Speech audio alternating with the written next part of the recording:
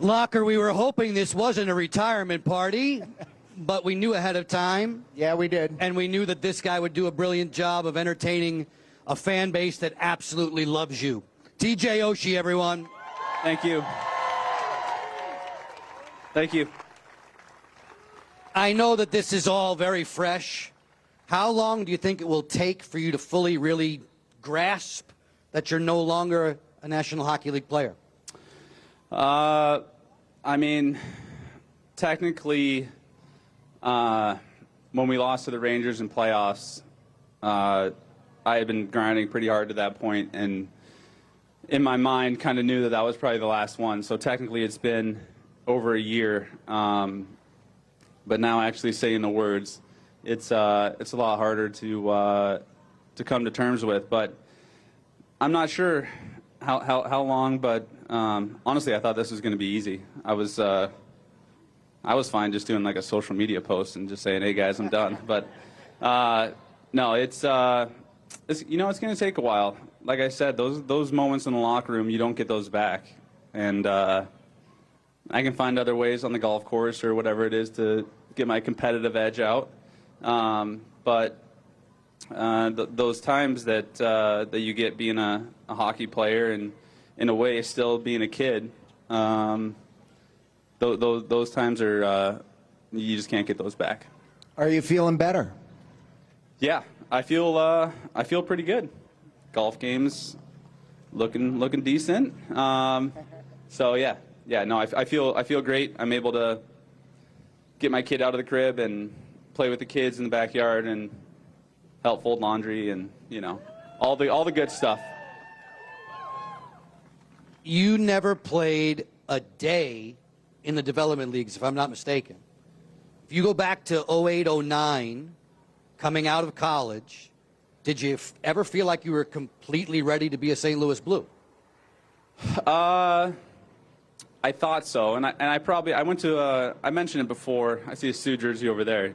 I went to the University of North Dakota, and that place is an amazing place to play. And if I didn't feel I was ready to go straight in the NHL, there's no way I would have ever left my senior year. Borderline, almost wish I would have went back my senior year, just because of how much fun it was to play there. So I was pretty convinced. You never know. My teammate Jonathan Taves was well on his way to start winning cups, and I felt like I could hang with him a little bit in college. So it seemed like a good time to make the jump.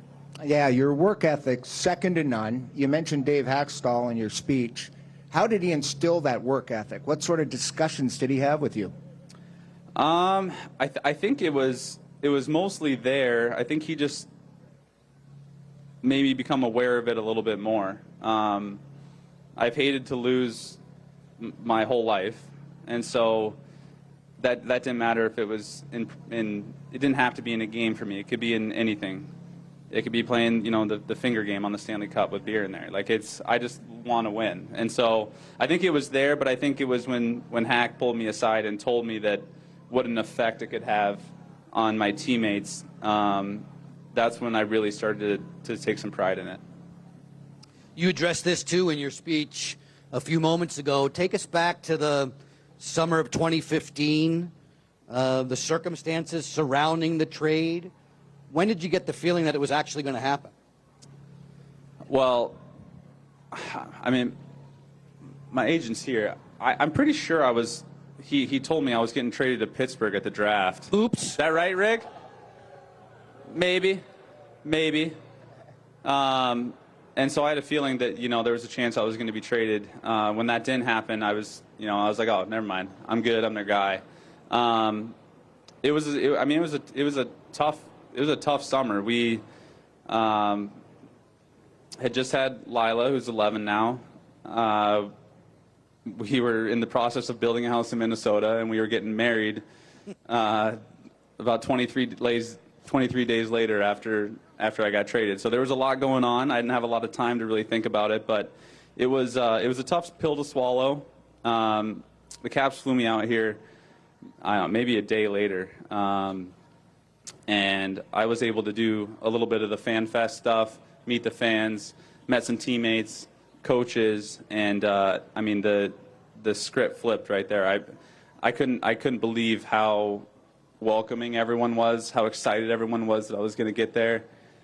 I mean, Foz had me doing power play video my first day in town. There you go. He was like, "This is where you're going to be. Ovi's here, Backy's here, John's here, JoJo's here." And the red light goes on. And it was very exciting to see that. So after that, it turned to excitement, and we couldn't wait to get here. Talk a little bit about that foursome that you mentioned, including John, Nick, Ovi. Talk a little bit about that and how that sort of shaped your career here in Washington.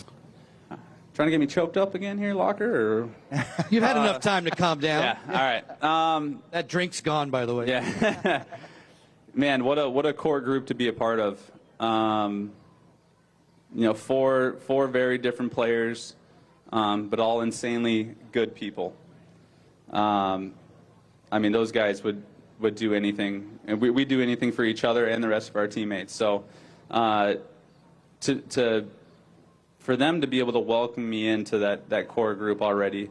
Tommy was a little young, but you could tell he was getting there. I mean, I just can't say enough good things about the friendship that we have. So much time spent on the road at dinners and on the bus and the plane, telling stories. It just felt like you never got sick of being around each other, and still don't to this day. So. Just an amazing group of people. At least three of those guys, in my opinion, should, probably have their numbers in the rafter one day and will. So it's a special group to be a part of. All of those guys and yourself, please. All of those guys, yourself included, part of some tremendously talented teams here in Washington. Just how good were the President's Trophy winning teams in 16 and 17 that preceded all the hoopla in 18? How good were those squads? I mean, it was so much fun. It just felt like every night we were going to win. We had size, skill, goaltending, defense, a lot of the characteristics you want in a winning team. Unfortunately, we weren't able to all pull on the rope at the exact same time when we got into playoffs and ran into those other guys. But it was a fun time to play. I mean, I don't know how much you guys are big Blues fans here, but my last year there was was pretty rough. I wasn't playing a lot of power play. I wasn't getting a lot of minutes on the ice. And so to go from that to step in here and immediately get, a career high in goals and a career high in goals the next year is a direct correlation to my teammates and how good they were to get me the puck. I mean, at that time, really, any time, if someone told me you're going to be traded somewhere and you're going to be playing with Nick Backstrom and Alexander Ovechkin in the prime of their career, sign me up. Yeah, it feels like you win the lottery. So. That's a lot like how those two seasons went. All right, let's talk about 2018. Let's go. Hey, now. At what point of the season did you guys realize you had a chance to win the Stanley Cup? It was shortly after, and I think everyone's talked about it a little bit. We lost to Colorado, in Colorado, and we just weren't up to the standard that we had set for ourselves in the previous 2 years. And Barry comes into the locker room and says some very honest things. Come on, what did he say? I got a terrible memory. But it was honest. It was very honest about the way we were playing, and basically challenged us to who do we want to be? Do we want to be the same team that exited early the previous 2 years? Or are we all going to start pulling on the rope? And that I can guarantee he said pulling on the rope. That was his metaphor. And for whatever reason, it got to us. And we flipped the script from then on, had a great rest of the season. And in playoffs, maybe there's a couple times where, our backs are against the wall and maybe some bad thoughts creep in, but not like previous years. It felt like if we just did what we were going to do, we were fine living with that. if we were all going to pull on the rope at the same time, we were fine losing that way, but we weren't going to change our game. And we didn't. And we could see it. We would just constantly wear teams down because we wouldn't change our game. We wouldn't get flustered. We wouldn't yell at each other. I mean, even before Game 7 in Tampa, we're still playing Mario Kart together. Like, it was all business. Didn't get too high, too low. And, I mean, so many people contributed. So many different players scored big-time goals. Holtz was obviously amazing the entire playoffs, and found a way to get it done. Which was pretty amazing for all of us to witness. Absolutely. In the celebration, in the aftermath on the ice in Vegas, we saw you on the ice with your dad. I know there's a documentary coming out about Coach this particular weekend, in fact. How would you describe all of the emotions of that night, June 7th, 2018? Oh, I mean, the emotions were everywhere. Like I said, on the ice there, his memory had already gotten to a point where he couldn't be out on his own. At times forgetting people's names and what he was supposed to be doing. And so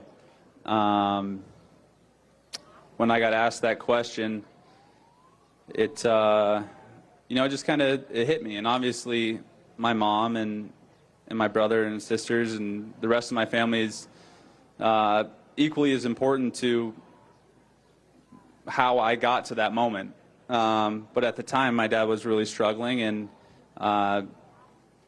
it just it broke down. I mean, there's a connection between hockey players and their parents. I don't know if it's because there's more road trips or 6 a.m. practices on the weekends or what it is, but you create this really special bond. And in that moment, in that question, my thoughts went to him and wanted to give him the proper recognition, along with my mom, that they deserve.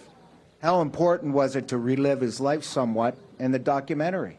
Yeah, the documentary's it's been coming for a while. It's been about 5 years, I think, since we started it, and I got a couple fantastic producers, along with Seth Rogen and his wife, to co-produce it, and so I was very, very proud of it. We open up a little bit about Alzheimer's and in our families' lives, and so this Saturday, D.C. Docs, I believe at 11:30 a.m., we're going to have the world premiere. I hate watching myself, so I haven't watched it yet. I've seen clips, but that's about it. So I'm excited to get there and create more awareness for Alzheimer's and all the people that it affects.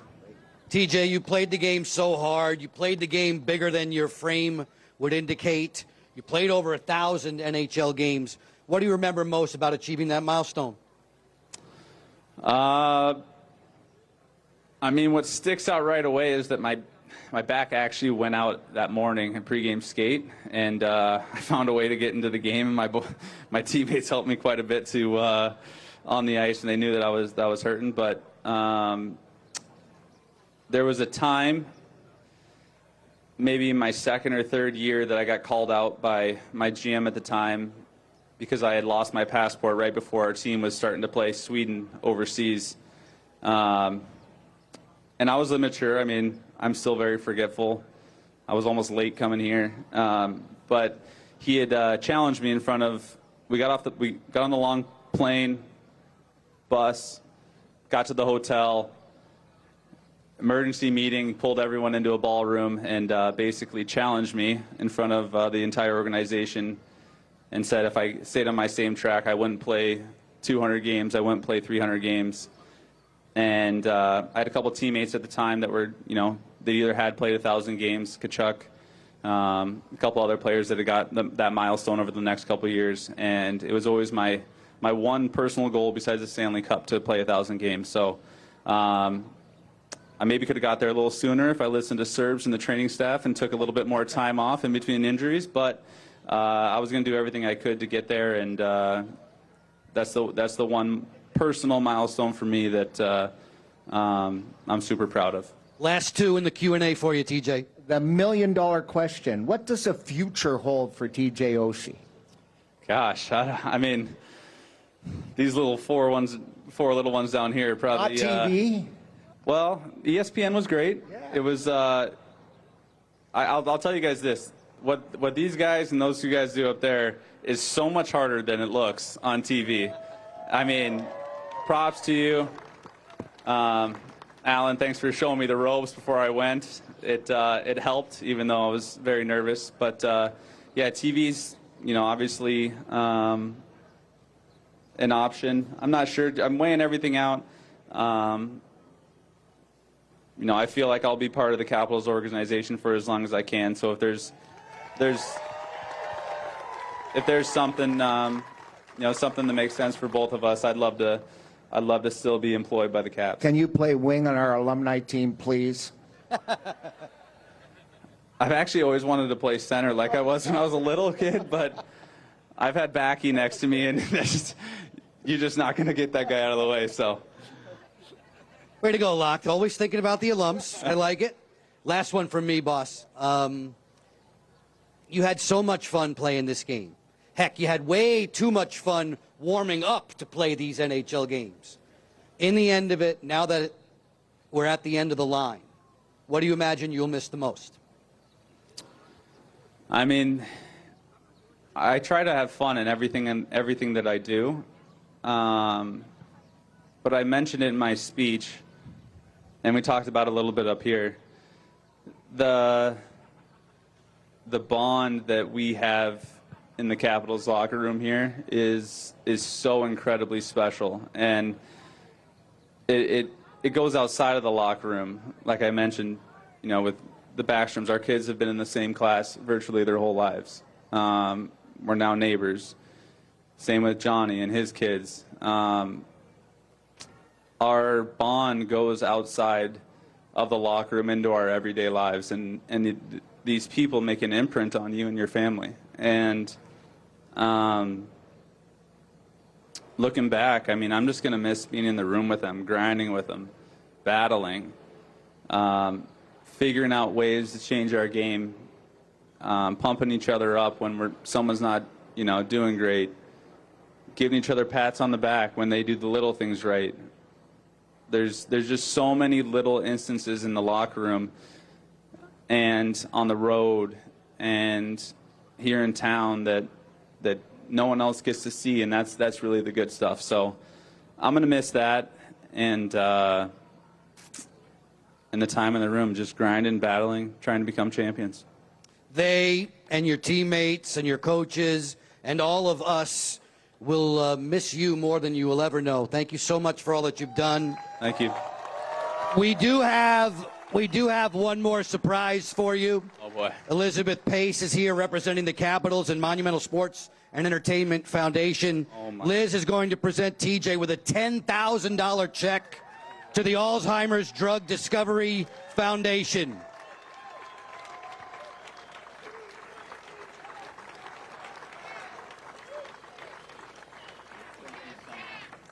TJ, thank you very much for a brilliant career. We wish you and your family nothing but the best in your future endeavors. Congratulations to you on a job extremely well done. Thanks, Locke. Thanks, Joby. Locker. Way to go, Joe. Way to go. Thank you all the fans for coming out here. I'm glad it wasn't too hot. I love you guys. I really do. Thank you so much for supporting me and coming out today. Same with everyone down here, friends and family over there. Thank you.